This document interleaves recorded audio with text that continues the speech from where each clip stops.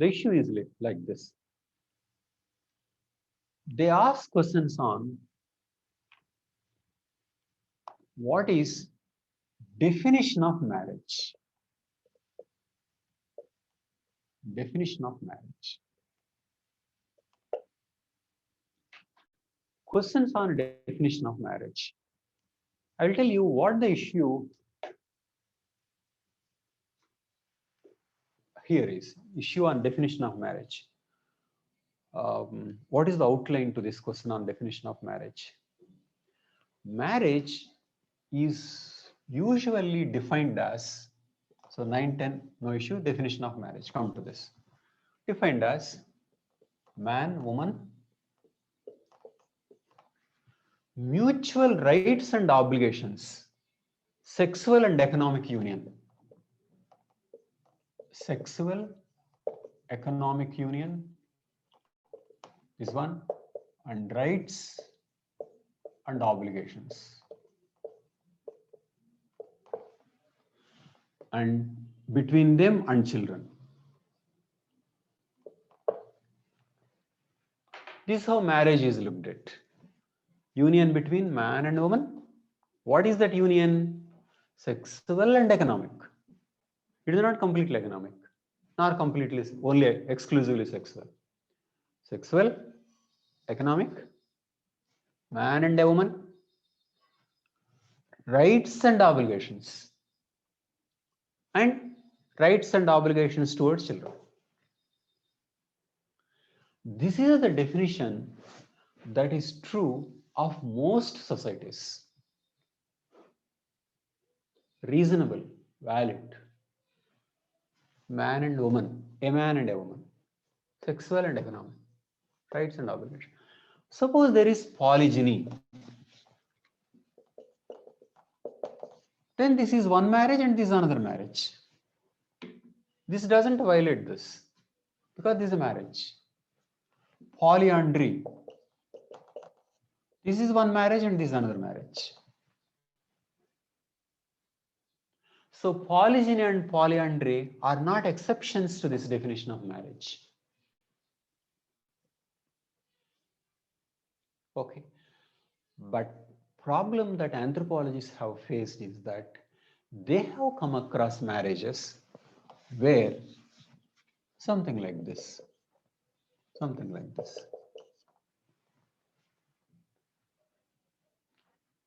Anthropologists have come across first, but now modern marriages also are going like this.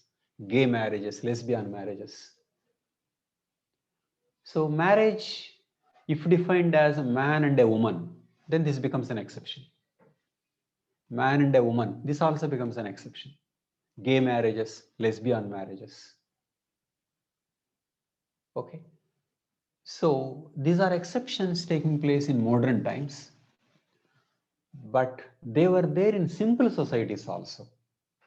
I gave example of a simple society where woman-woman marriages take place like this. See, for example, this is a normal marriage and she doesn't bear children. If she doesn't bear the children, then she cannot inherit the wealth. It can go to another of his wife or somebody else. So what this lady does is that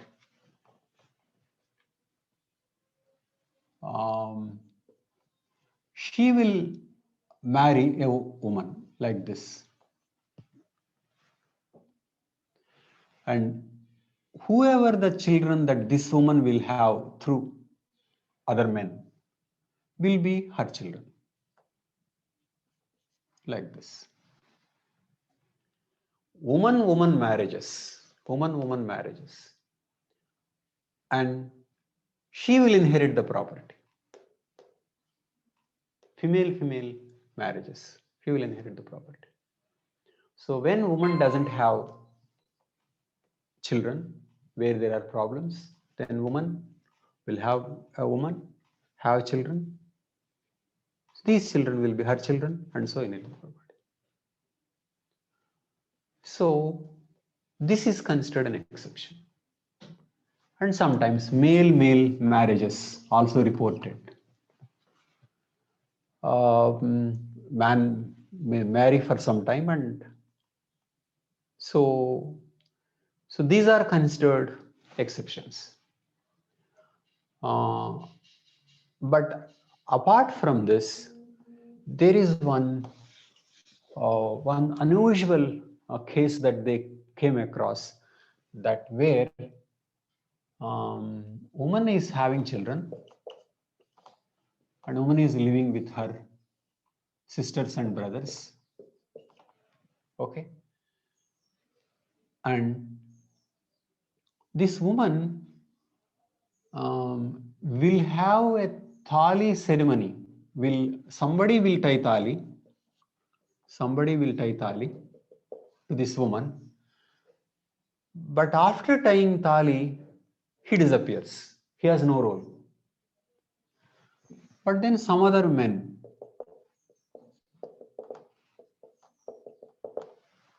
will come and have sex, will give some gifts.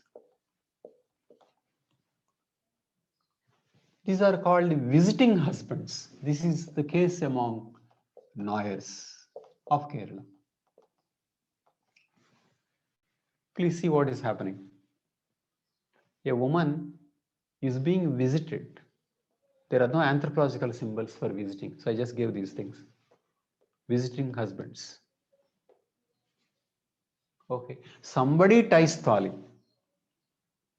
This thali husband doesn't have rights, doesn't have responsibility. These visiting husbands don't have rights, don't have responsibilities. In that sense, many felt there is no marriage at all in this. Because where is the marriage? Where is a husband? Who is husband in this? If you take husband as somebody who has some rights and responsibilities towards the woman, responsibilities towards the children, there is no husband, and so there is no father. There is somebody who is tying a tali, but he just disappears after 3 days.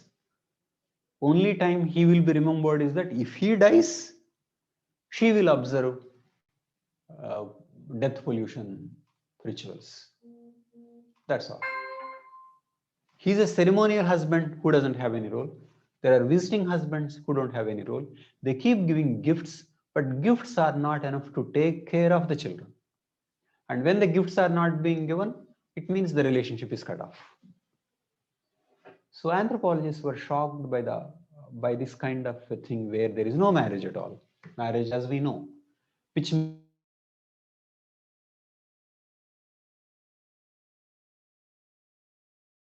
matrilineal arrangement. Matrilineal, where man is not staying. Women are staying with their sisters, but man is not staying with woman. Usually in matrilineal, men go and stay with woman, but here there is no such thing. So it is not an ordinary matrilineal, it is matrilineal without marriage. Okay, so this is what is found. And of course, the simple thing is that marriage is universal, except in rare situations, and Nairs of Kerala is an example. Or another way of saying is that, in fact, Nairs don't constitute a society. Nairs constitute a caste. Nairs constitute a caste. In Kerala, there is marriage. Many castes have marriages. Only Nairs don't have. So one way of looking at it is that Kerala society has marriage. Hindu society has marriage. It is just that one caste doesn't have marriage, and our definition is valid for all societies. That is one way of looking at it. But then, so you can always define something as this is universally true, but there are exceptions. But then one person, Kathleen Gough, wanted to define marriage in a way, this Nairs marriage is included. I mean, Nairs institution is included. So she wanted to define in such a way that Nairs is included. So she observed, and then if you are saying marriage as man, woman, sexual and economic with rights and obligations, there is no such marriage. But then she observed what is happening here. She observed that suppose woman had sex with lower clan and had children, this woman would be banished from society and children may even be killed. Lower caste, if she had sex with a lower caste person and had children, which means there is a regulation of mating. Nair society is not promiscuous. Nair caste is not promiscuous. There is a regulation of mating. Regulation of mating. And mate should always be from a higher clan or a higher caste. Nair's highest clan among Nairs go for Nambudri Brahmins as visiting husbands. Visiting husbands. So a woman can go for a mate from a higher clan or a higher caste. And if she goes for a lower clan or lower caste, she can be ostracized. And the children will not be recognized. So Kathleen Gough said that marriage is something that contributes to legitimizing the children.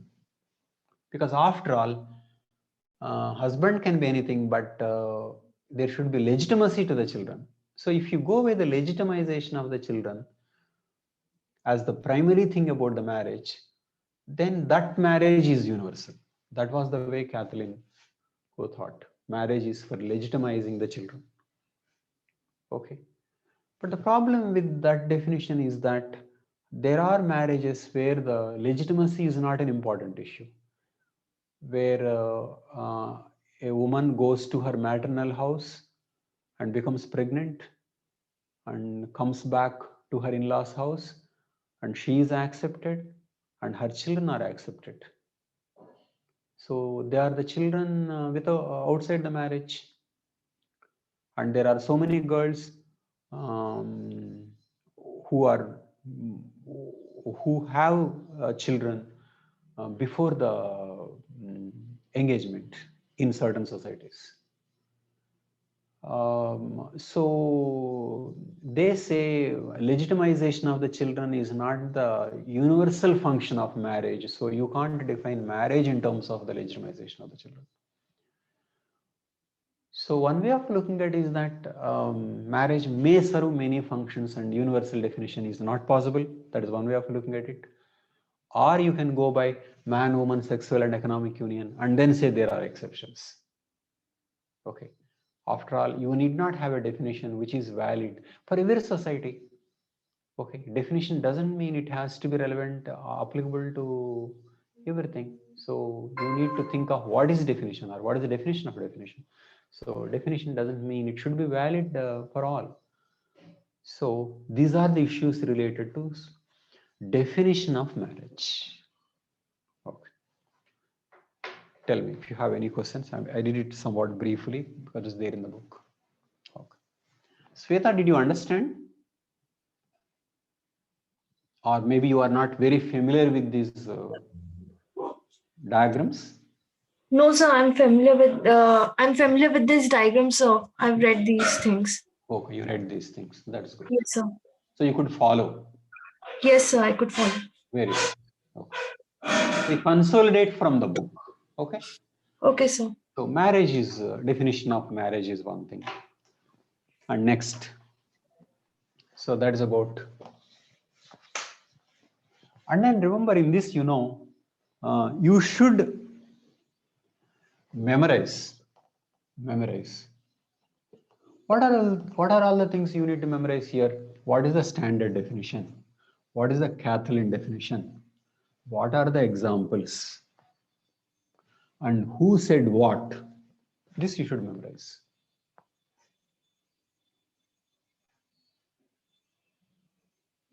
Memorizing key term is very important. So I'll pay attention to whether you gave those names, gave those examples, and also understood the logic. I only explained the logic.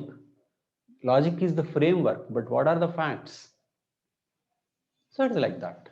So give the definition. I gave the essence of Kathleen's definition, but you have to memorize. She said, a woman marrying a man, or and then so and so, and then according to which full birthrights are granted, like things like that. Memorize. Your answer should be well informed. Informed answers. Informed. Please. So in the context of exam, are we expected to memorize more than, as in one Kathleen you had already mentioned. So are we more are we than what is expected there to in the book? Yeah, more definitions. No, not necessary. Not necessary. Okay.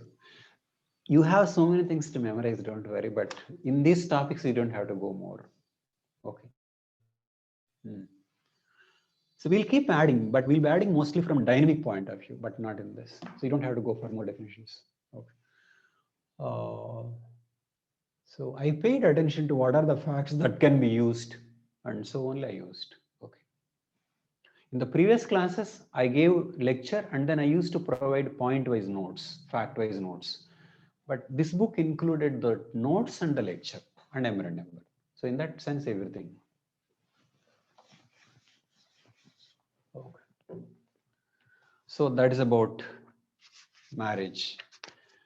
And next, another thing is about incest taboo.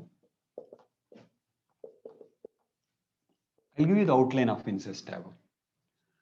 We discussed incest. Incest definition is, again, memorize the definition.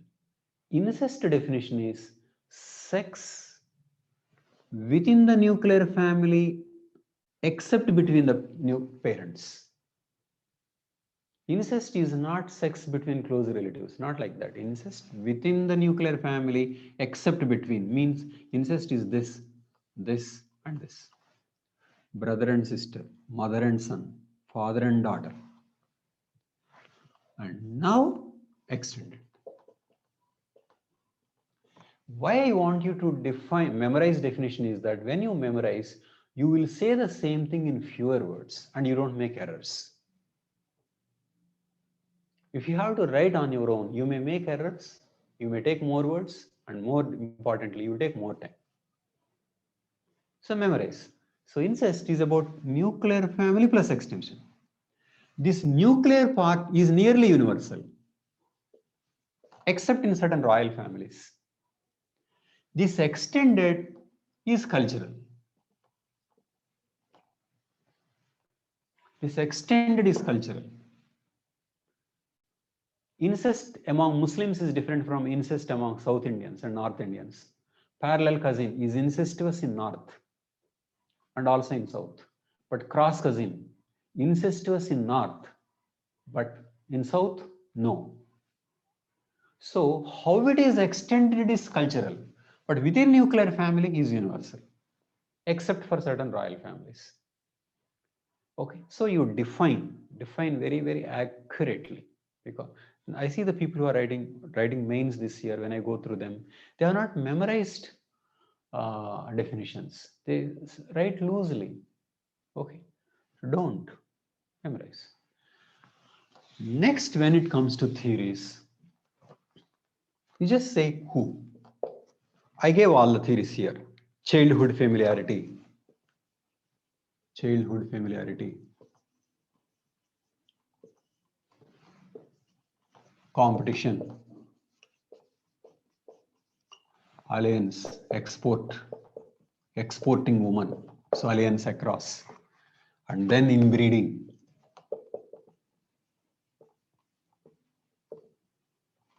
Like this. So what I want to tell you is that I gave all these theories. What you should do is you should do who said that. And then any evidence for what? For the theory. So mention who gave that theory and any evidence for that theory. Sexual competition theory, rivalry.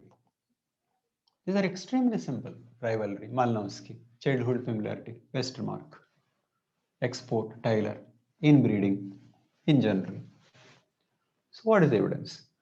And I am telling you, in the end, you can conclude this is the reason. Inbreeding seems to be the reason why incest is a universal taboo. And as I said, that if something is universal, most likely there are biological factors. If there are only cultural factors, then different cultures would have different rules. But if it is universal, then it is very likely to have been biologically based. So inbreeding. And then you can explain that whether the natives knew the harmful effects or not, it did not matter. Some studies show natives knew. Quote the studies. I gave the numbers. This is the study which shows. And remember, when I mentioned the years, mention the years also. Please mention the years. This study made this year. Okay. So studies show that some people knew, but more importantly, if they did not know and if they did not follow incest taboo, they would have been wiped out long ago. So by the time anthropologists went to study, they were no more. Or only those societies which had incest taboo were still alive. So that is the conclusion. Extremely structured. Remember, our strategy is like this. If the question is simple, try to find out how to enrich, how to make it more factual, everything. If the question is very difficult, of course, it is a different kind of challenge. You will see it's a difficult question. But if it is an easy question, don't ignore. Just see what kind of extra things you have to add, how to embellish. That's all. Nairs definition. That is about 11. Next, chapter 12.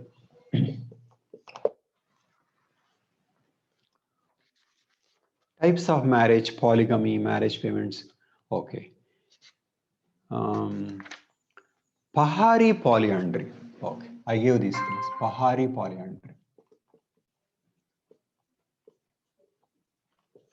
Okay. Pahari polyandry case. And acquiring mates. Acquiring mates. These are the two. There is one more issue, household and joint family, which I will do later. Household and family is distinction, which I haven't done in the common class also. I will do later. So let us do this, acquiring mates and Pahari polyandry. There can be a question on acquiring mates, but it's a very simple. In fact, the difficult thing about acquiring mates is that you don't know how to give an enriching answer. Okay. What are the various ways of acquiring mate? Bride price, dowry, capture, and intrusion.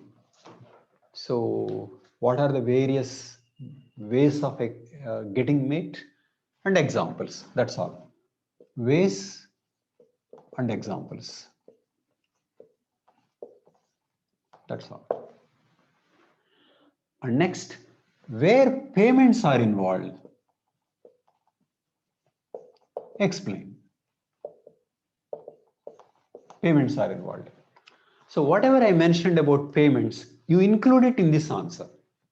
For example, when is bride price included? When is dowry included? So whatever we discussed on payments, explain.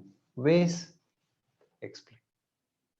Otherwise, this is one question where I found very theoretically sound answer is not possible. I mean, I couldn't come across how to write a good answer to this question because it's just what it is. Next, I gave Pahari polyandry. This is about how polyandrous system works. It is very simple. What the concept here involved is that there is what is called developmental cycle of family. Developmental cycle. Family goes through a developmental cycle. Developmental cycle means one stage after another. So, for example, joint family will have a nuclear family. Okay, this is a joint family.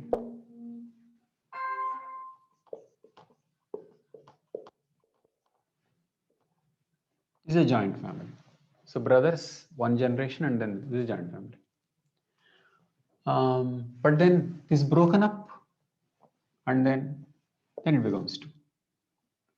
And then after that, these brothers separated in the nuclear family.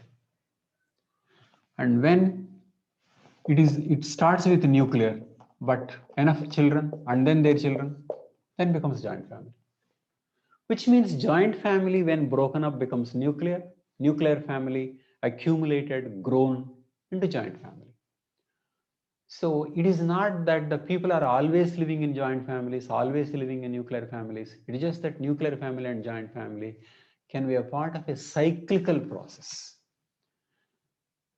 And that is true of polyandrous systems also. Three brothers bring up one woman as a wife. This is one. Okay.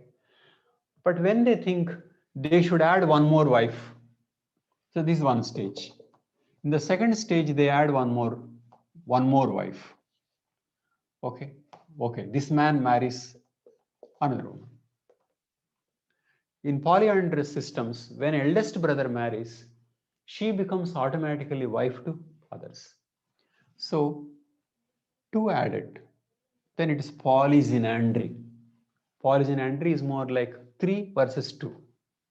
Group marriage, polygynandry. And after some time, suppose 2 brothers die, then it becomes like this. Polygyny. This is polygyny. And suppose one woman dies. This is nuclear. It means nuclear, polygyny, polygynandry, polyandry, all can be a part of a developmental cycle of polyandry. In a society, it is found that in some families there is polygynandry, in some families polyandry, sometimes nuclear. So they found why some people are following nuclear and why some are polyandry, some are polygyny. They felt that this is not the way to look at. All these are parts of a developmental cycle.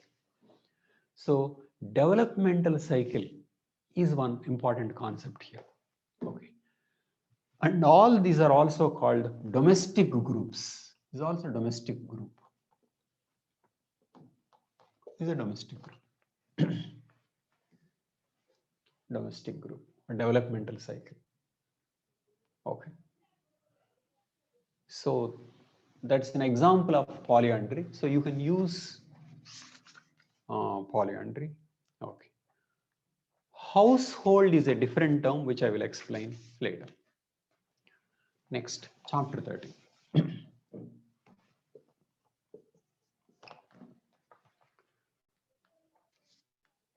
Residence, patrilineal, matrilineal, unial descent groups. Oh, okay.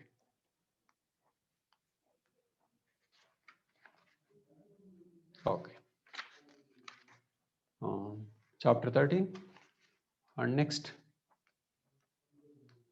kinship. Just before 13, I'll just discuss kinship map, chapter 14. And changes in the family structure, chapter 15.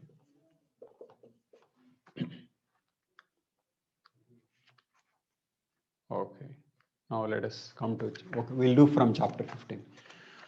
Chapter 15, changes in family structure. We read it thoroughly, and you read everything and there is nothing anthropology about it. Changes in family structure. It's exactly the same thing which we discussed. And changes in, North and South Indian kinship map of India. This also we read in detail. So there is nothing new. So 14 and 15 we read very clearly. Now, only this 13, residence and kinship. Residence and kinship. And in this, we read patrilateral descent, bilateral descent, matrilateral descent. But one very important point is double and bilateral differences. There are two topics which are important anthropology. Bilateral versus double. And second, kinship terms. These two. These two are exclusive anthropology questions. What is bilateral and double descent differences? See, in bilateral, you are connected to both in every way. In modern kinship system, child is equally close to mother side and father side. In American system, English system, that is bilateral. Okay. Father's brother is uncle and mother's brother also is uncle. Okay. Father's sister is auntie, mother's sister also is auntie. So equality on both the sides is bilateral. In fact, textbooks say equality means importance. Importance to both the groups often means unimportance. Unimportant. Bilateral can become significant when kinship itself loses importance. Doesn't really matter on which side. Whereas in simple societies, on which side you are makes so much difference. To which clan you belong, to which lineage you belong, what is your moiety, phratries. Because in simple societies, kinship plays a very important role. Kin groups offer you education, defense, totems, common property, okay, many things.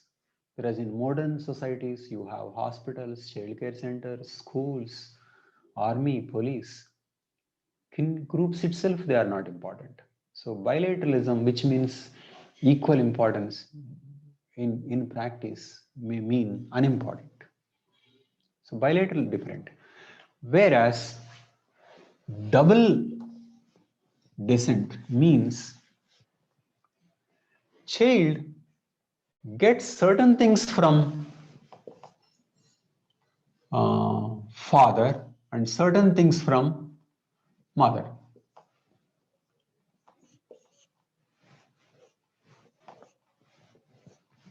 So like this.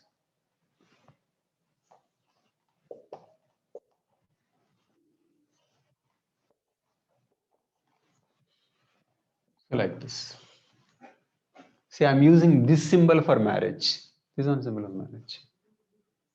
This is patricide, father, father, father side. This is mother side, mother, mother, mother side. This is called bilateral. Sorry, this is called double descent. Double means both sides for different purposes.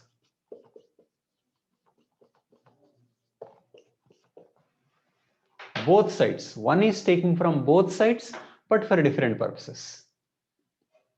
There are some African tribes like this, Ashanti and others. Okay. Matri for some purpose, patri for some purpose. So you give examples and then draw the diagram. So bilateral is different from double descent. So we know patri matri, bilateral, and include this double descent. That's all. Any questions? Next, you have kinship terms. Kinship terms. See, the best way to know about the kinship terms is just think of one diagram, kinship terminology. For example, what is South Indian kinship system? Take this as a reference point.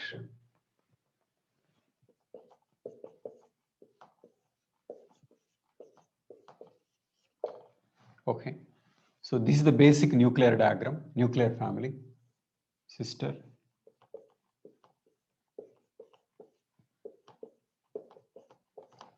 So this can be a standard diagram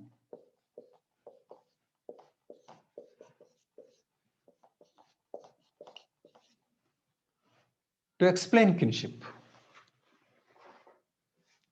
So use this diagram to explain kinship.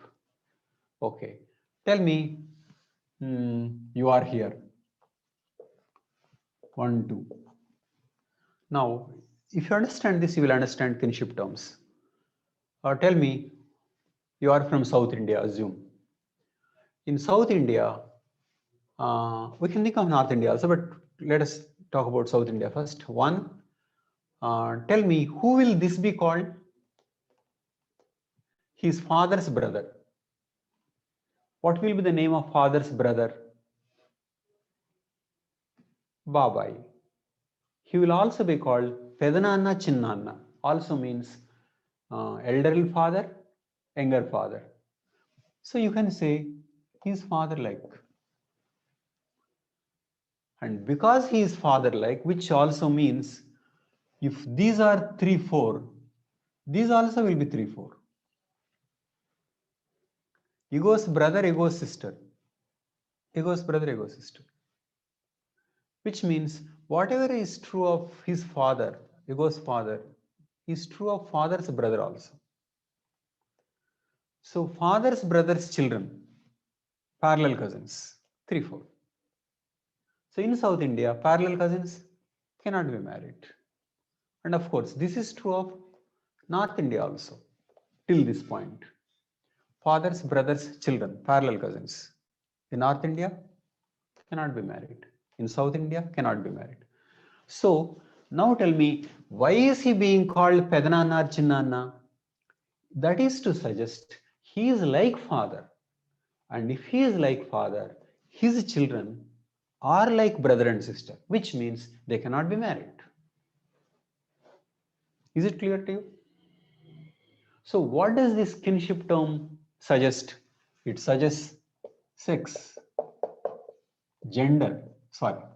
sex, generation. This is one generation, this is another generation. Sex, male-female differences. And then, can he be made?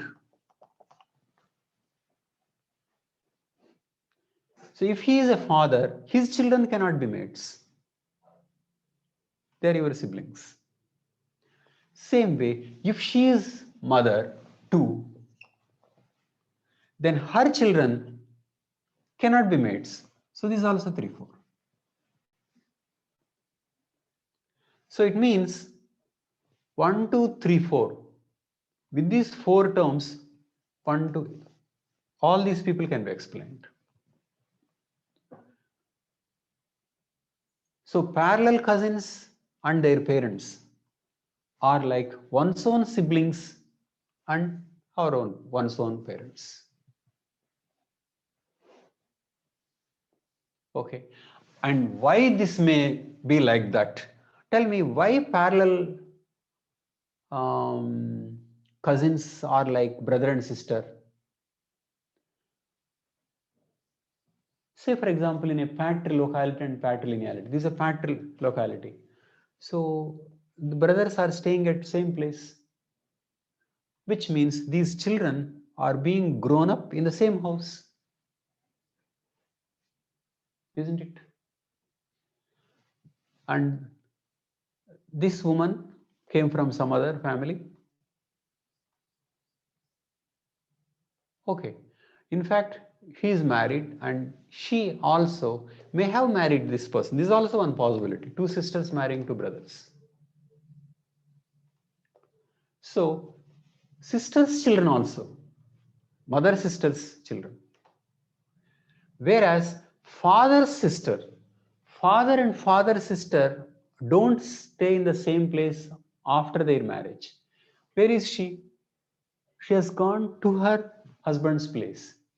So where are her children? Not in this family. They're out.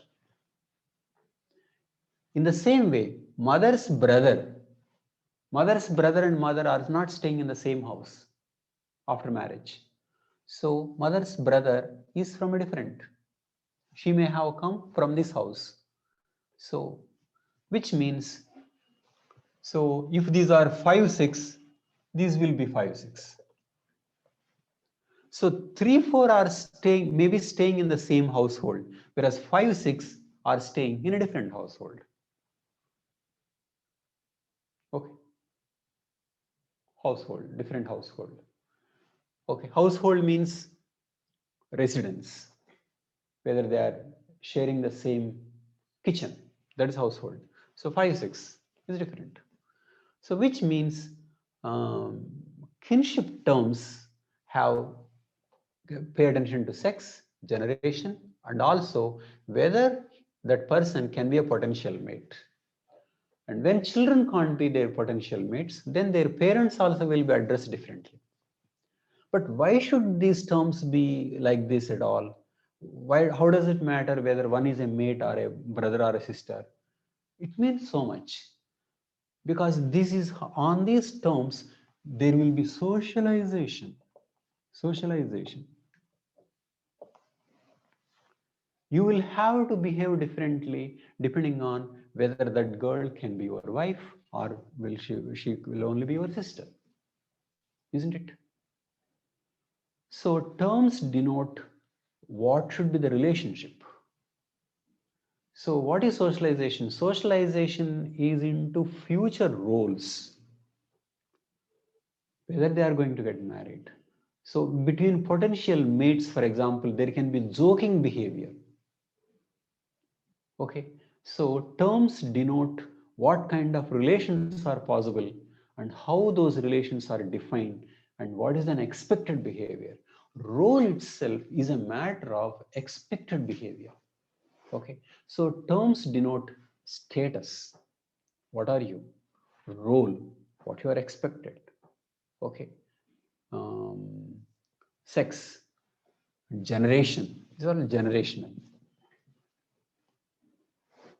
Okay. Assume North Indian context. In a North Indian context, 5, 6 also cannot be married.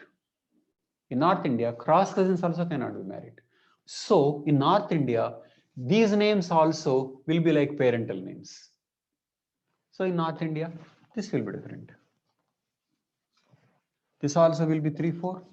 This also will be 3, 4. And this will be 2. And this will be 1.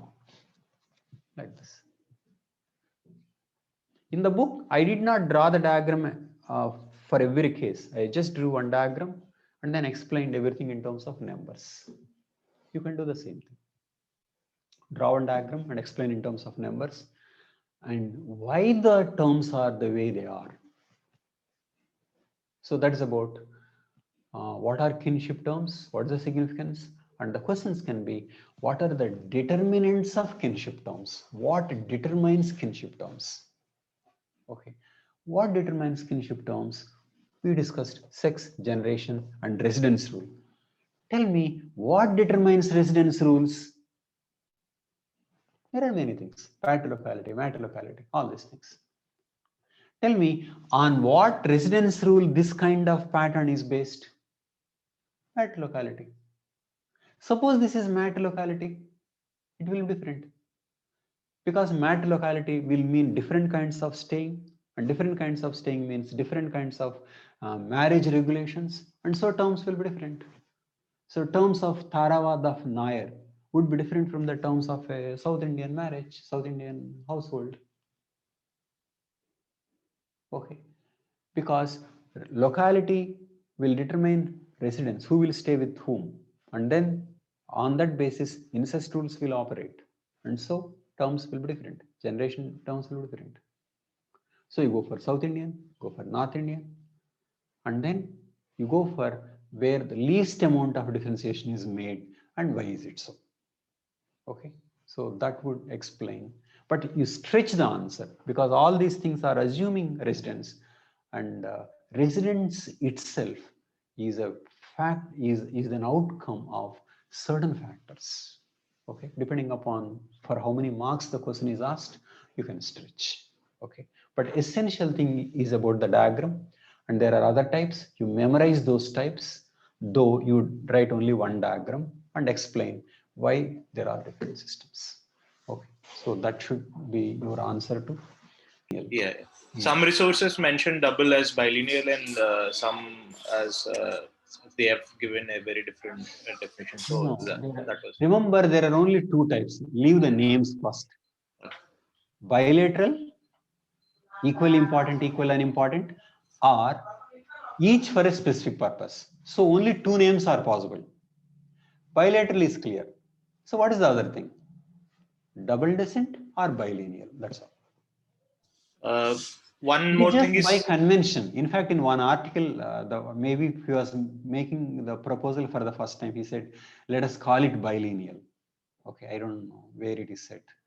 So bilateral is one, and purpose-wise is another. So you have to have a different word. So they call it double descent, and some people can call it bilineal. That's all. and there is also confusion around consanguineous family definition. Thank you. What is, I don't think there is a confusion here. What is sanguine? Sanguine means blood. So same blood sharing family. Nairs is a consanguineous family. But in one, so I had referred to this like this, consanguineous family, because there are no people who are coming from marriage. So only brothers and sisters are staying. So that is consanguineous. Nair's case is a consanguineous family. The problem is the one resource that I refer to. This is E Patashala. It's a government initiative. So they had defined consanguineous family as a family between consanguineous couple, say between say father's sister's daughter and ego, male ego. So they had defined it in those terms. You mean cross cousin marriage will be consanguineous family? Family, yeah. Possible. I don't know. It's meaningful also. But I studied like this, but I don't know if somebody defined it like that. But definitely that is same blood. That is true. That's true. That makes sense. So when that we mean family, while writing the definition, it's fine if we mention only. Thank you. That's another thing. Thank you. Another question is universality of the family. Universality of family. Okay. Now here I can tell you, family is this or this. Family is this. Don't equate family with marriage. Family is universal. Family is a parent-child relationship is family. Family can come without marriage. So which is more fundamental? It is family and not marriage. Marriage is cultural, but family is not cultural. There is a great biological force behind family. So a parent-child relationship is family. Okay. So to the question whether the family is universal, of course it is universal. But if you think family is like this, nuclear family, then it is not universal. Nuclear family, is nuclear family universal? No. Nair is a very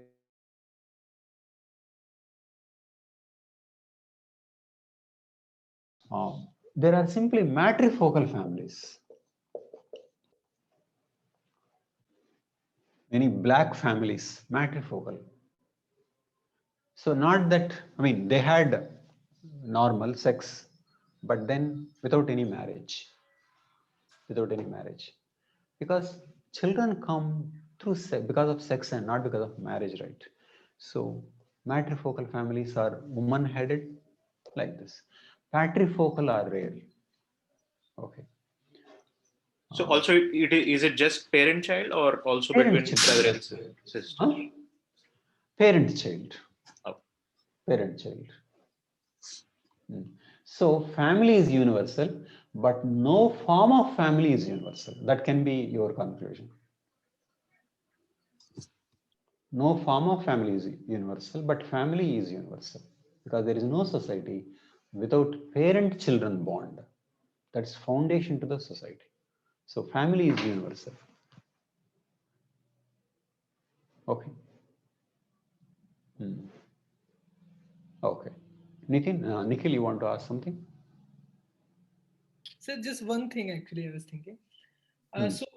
Like